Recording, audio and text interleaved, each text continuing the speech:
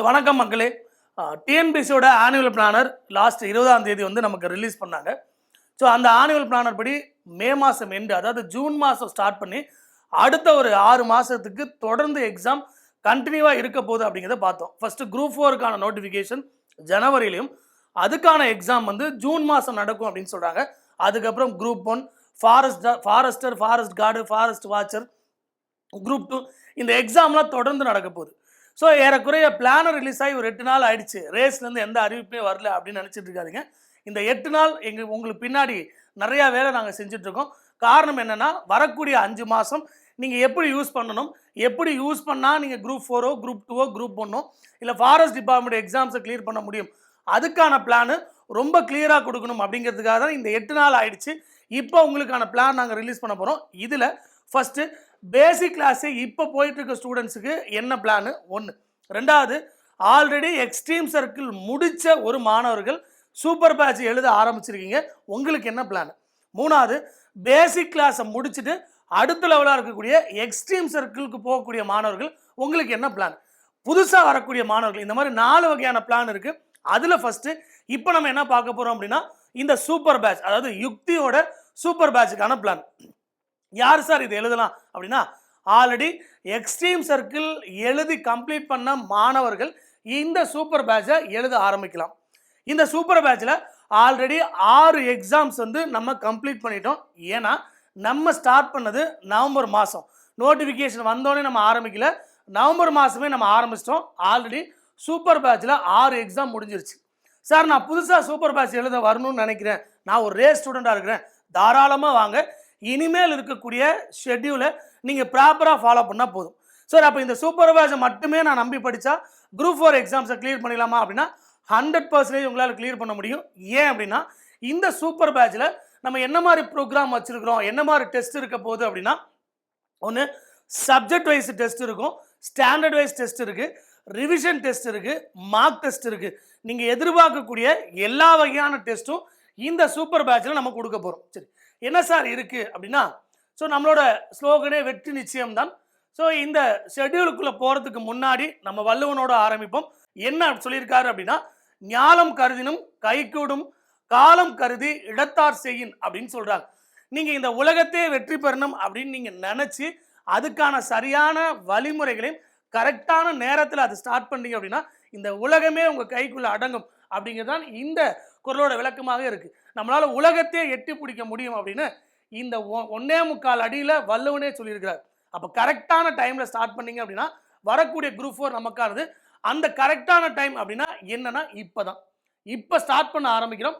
வரக்கூடிய 6 மாதம் group 4க்கு prepare ஆகிறோம். வரக்கூடிய குரூப் 4 நமக்கானது அப்படின்னு முடிவு பண்ணுறோம். ஆல்ரெடி 6 எக்ஸாம்ஸ் வந்து நம்ம கம்ப்ளீட் பண்ணியிருக்கோம். ஸோ இந்த எக்ஸாம்ஸ் எப்படி இருக்குது அப்படின்னா, ஃபஸ்ட்டு ஸ்டாண்டர்ட் வைஸாக நம்ம எழுத ஆரம்பிச்சிருப்போம். வகுப்பு வாரியாக தேர்வுகள் சூப்பர் பேட்சில் எவ்வளோ நாள் நடக்கும் அப்படின்னா, ஏறக்குறைய 33 டெஸ்ட் வந்து நடக்க போகுது. 33 நாளில் எவ்வளோ கொஸ்டின் சால்வ் பண்ண போகிறோம் அப்படின்னா 6300 கேள்விகள் நம்ம சால்வ் பண்ண போகிறோம்.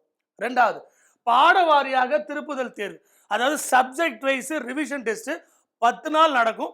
10 டெஸ்ட்டு நடக்க போது, ஏறக்குறைய 2000 கொஸ்டின் சால்வ் பண்ண போகிறோம். தென் ஃபுல் மார்க் டெஸ்ட்டு ஒரு 23 டெஸ்ட்லேருந்து 25 டெஸ்ட் வரைக்கும் நமக்கு போக போகுது, பேஸ்டு ஆன் எக்ஸாம் டேட்டை நம்ம வச்சுக்கிட்டு. இப்போ நம்ம 23 டெஸ்ட்டு பிளான் பண்ணியிருக்கோம். ஏன்னா ஜூனோட ஃபஸ்ட்டு சண்டே அப்படின்னு நம்ம நினச்சனால. ஸோ ஏறக்குறைய 4600 கேள்விகள் நீங்கள் ஃபுல் மார்க் டெஸ்ட்டில் மட்டுமே எழுத போகிறீங்க. ஸோ ஒட்டுமொத்தமாக இந்த சூப்பர் பேட்சை ஆரம்பிக்கக்கூடிய ரேஸ் மாணவர்களாகிய நீங்கள் கடைசியாக கிட்டத்தட்ட 13000 கேள்வி, அதாவது 12900 கேள்விகள் நீங்கள் எழுதியிருப்பீங்க. 66 டெஸ்ட் வந்து நீங்கள் எழுத போகிறீங்க. சரி சார், இந்த டெஸ்ட்டுக்கான கொஸ்டின் எங்கேருந்து சார் எடுக்க போகிறீங்க அப்படின்னா, டிஎன்பிசி எப்பயுமே எடுக்கக்கூடிய ஸ்கூல் புக்கோட பழைய புக்கு, புது புக்கு, அது ரெண்டையும் சேர்த்து தான் எடுக்க போகிறோம். இந்த டெஸ்ட்டு ஒவ்வொரு சப்ஜெக்ட் வைஸும் கவர் பண்ண போகிறோம், ஸ்டாண்டர்ட் வைஸும் கவர் பண்ண போகிறோம், லெசன் வைஸும் நம்ம கவர் பண்ணியிருப்போம்.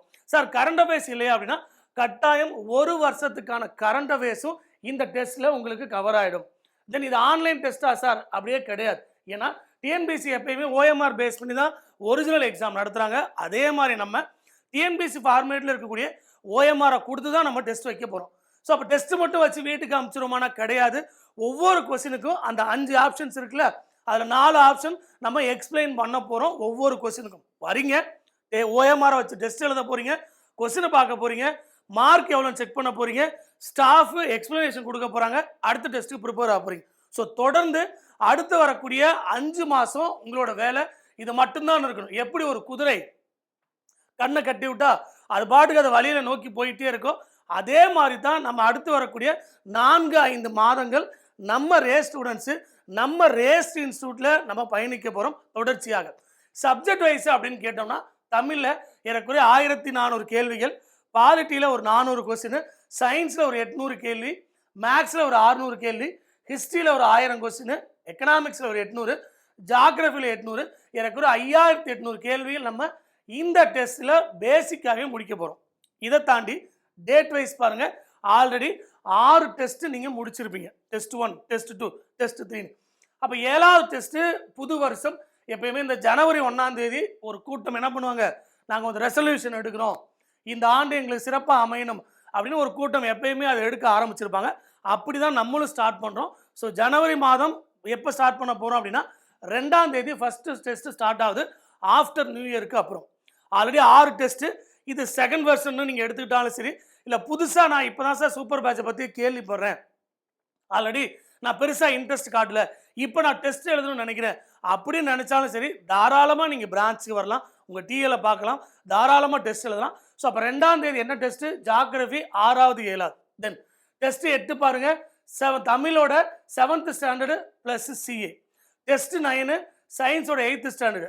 Test 10th geography 8th 9th standard plus CA. Test 11 polity 9th 10th. Test 12 history. Test 13 பாருங்க ரிவிஷன். பொங்கலுக்கு ஊருக்கு போகிற நீங்கள் பொங்கல் அன்னைக்கு சும்மா இருக்க முடியாது, இது வரைக்கும் நடந்த 12 டெஸ்ட்டோட ரிவிஷன், அதாவது 11 டெஸ்ட் எழுதியிருப்பீங்க, அதோட ரிவிஷன். திரும்ப வந்து 12வது டெஸ்ட் எழுதுவீங்க, அது முடிச்சுட்டு அதுக்கு அடுத்து இருக்கக்கூடிய ஒரு நாள் கேப்புக்கு அப்புறம் ஃபுல்லாக 1லேருந்து 12 வரைக்கும் நம்ம என்ன பண்ண போகிறோம், ரிவிஷன் பண்ண போகிறோம். இப்படி தான் உங்களுக்கான ஷெட்யூல் வரிசையாக நம்ம கொடுத்துருக்க போகிறோம். ஸோ அப்போ இந்த சூப்பர் பேட்சை எப்போ நம்ம கம்ப்ளீட் பண்ண போகிறோம் அப்படின்னா மார்ச் மாதம் 11ஆம் தேதி முடிய போகுது. ஸோ அப்போ ஜனவரியோட 2ஆம் தேதி ஆரம்பிக்கக்கூடிய நம்ம அடுத்த 60 நாட்கள் இந்த சூப்பர் பேட்சை மட்டுமே ஃபோக்கஸ் பண்ணி ஓட போகிறோம். நல்லா கவனிச்சிங்க, ஸ்டாண்டர்ட் வைஸாக எல்லாத்தையும் கம்ப்ளீட் பண்ணியிருப்பீங்க. தொடர்ந்து படிச்சுக்கிட்டே இருக்கணும், ஏன்னா ரிவிஷன் தேவை, ஸ்டாண்டர்ட் வைஸாகவும் தேவை, சப்ஜெக்ட் வைஸாகவும் நம்ம படிக்க போகிறோம். இது முடிஞ்சோன்னு என்ன சார் பண்ண போகிறோம் அப்படின்னா யூனிட் வைட் ரிவிஷன். நம்ம 10 யூனிட்டு ப்ளஸ்ஸு தமிழ் இருக்குது. So unit wise revision. Test 1 பாருங்கள் unit 8 plus maths, test 2 history plus maths, test 3 polity plus maths. So எங்கெல்லாம் நம்ம வீக்காக இருக்கிறோம் அப்படின்னு அண்டர்ஸ்டாண்ட் பண்ணி அதை பேஸ் பண்ணி பாருங்கள். கரண்ட் அஃபேர்ஸுக்கே தனியாக ஒரு டெஸ்ட்டே நம்ம நடத்துகிறோம். 1 இயர் கரண்ட் அஃபேர்ஸ் 200 கேள்வி, 4 ஆப்ஷன் நீங்கள் பார்த்தீங்கன்னா 800 கேள்வி கரண்ட் அஃபேர்ஸில் நமக்கு கிடச்சிரும். அது முடிஞ்ச உடனே ஸோ நம்ம என்ன பண்ணுறோம், ஒரு 23 மார்க் டெஸ்ட்டு பிளான் பண்ணியிருக்கோம், சரியா? ஸோ சொல்லக்கூடிய எனக்கே டயர்டாகுது அப்படின்னா இந்த தேர்வோட கடினம் எப்படி இருக்கும் அப்படின்னு உங்கள்கிட்ட சொல்கிறேன். ஸோ கடைசியாக பாருங்கள், ஒரு ஸ்லோகன் என்ன வச்சுருக்கோம், கட்டாயம் நீ ஜெயிச்சிருவா, அவ்வளோதான். ஏன்னா நீ 5 மாதம் தொடர்ந்து படிச்சுக்கிட்டே இருக்கிறீங்க, ஸ்கூல் டாபிக் வைஸாகவும் படிக்கிறீங்க, ஸ்டாண்டர்ட் வைஸாகவும் படிக்கிறீங்க, ஒரு இடத்துல உட்காந்து பொறுமையாக படிக்கிறீங்க, ஒரு எக்ஸாம்ஸ்க்கு மரியாதை கொடுக்குறீங்க. மரியாதை கொடுக்கக்கூடிய எந்த செயலும் அதுக்கான பிரதிபலன் கட்டாயம் கிடைக்கும்னு சொல்லுவாங்க. ஸோ தொடர்ச்சியாக நம்ம படிக்க போகிறோம். இந்த சூப்பர் பேட்ச் வரக்கூடிய 2ஆம் தேதி ஸ்டார்ட் ஆகுது. ஆல்ரெடி 6 டெஸ்ட் எழுதிட்டீங்க, 7வது டெஸ்ட் ரெடி ஆயிருங்க. எழுதாதவங்க கூட இந்த 7வது டெஸ்ட்லேருந்து நீங்கள் ஸ்டார்ட் பண்ணலாம், மறந்துடாதீங்க. நம்மளோட ஓட்டம் 2ஆம் தேதி ஸ்டார்ட் ஆகுது, தொடர்ந்து ஓடிக்கிட்டே இருப்போம். ஒரே இடத்துல உட்காந்தோம் அப்படின்னா நம்ம குப்பைன்னு சொல்லிடுவாங்க. இது பரத் சார் அடிக்கடி சொல்லக்கூடிய வார்த்தை. அப்போ நம்ம குப்பையாக இருக்கக்கூடாது, தொடர்ச்சியாக குதிரை மாதிரி ஓடிக்கிட்டே இருக்கணும் அப்படின்னு சொல்கிறோம். ஸோ வரக்கூடிய 2ஆம் தேதி நமக்கான சூப்பர் பேட்ச் ஸ்டார்ட் ஆகுது. எக்ஸாமில் ஜெயிக்க ரெடி ஆகிடுங்க. தேங்க்யூ.